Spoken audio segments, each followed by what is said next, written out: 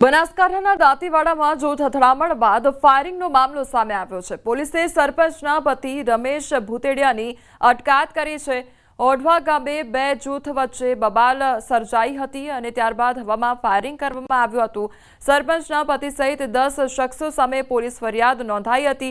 સરપંચની ચૂંટણીની જૂની અદાવતને લઈને હુમલો કરાયાની ફરિયાદ નોંધાઈ હતી તો ફાયરિંગ કર્યાનો વિડીયો પણ વાયરલ થયો હતો।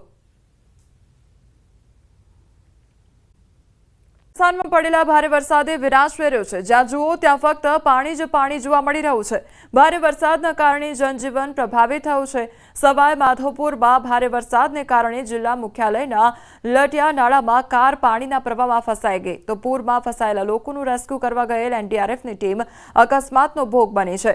સુરવાલ અને અજનોતી નજીક રસ્તા પરના ખાડામાં ટ્રેક્ટર ટ્રોલી પડી ગઈ તો ઘાઘર પુલ પર પાણીનો ઝડપી પ્રવાહમાં બાઇક તણાઈ ગયું હતું અને ભારે વરસાદને કારણે રણથંભોર કિલ્લા તરફ જતો ત્રિનેત્ર ગણેશ માર્ગ પણ સંપૂર્ણપણે તૂટી ગયો છે। ઘાટાથી કુરેડી જતા રસ્તામાં બાઇક સાથે તણાતા યુવકનો વિડીયો સામે આવ્યો। સવાઈ માધોપુર રેલવે સ્ટેશન પાણીથી ભરાયેલું છે તો પાટા પાણીમાં ડૂબી ગયા છે, જેના કારણે રેલ ટ્રાફિક પર મોટી વિપરીત અસર પણ જોવા મળી રહી છે।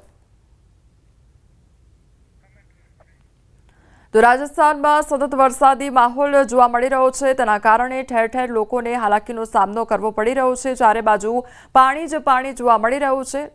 આ તરફ લોકોનું રેસ્ક્યુ પણ કરવામાં આવી રહ્યું છે। ખેતરોમાં પાણીનો પ્રચંડ પ્રવાહ જોવા મળી રહ્યો છે, જેના કારણે ખેડૂતોને નુકસાન વેઠવાનો વારો આવ્યો છે। બીજી તરફ જે વાહનો છે તે પણ તણાયા હોય તે પ્રકારના દ્રશ્યો પણ સામે આવ્યું છે। કોકની બાઇક તણાયું તો કોકના વાહનો તણાઈ ગયા છે। બીજી તરફ રસ્તાઓ પણ ક્ષતિગ્રસ્ત થઈ ગયા છે।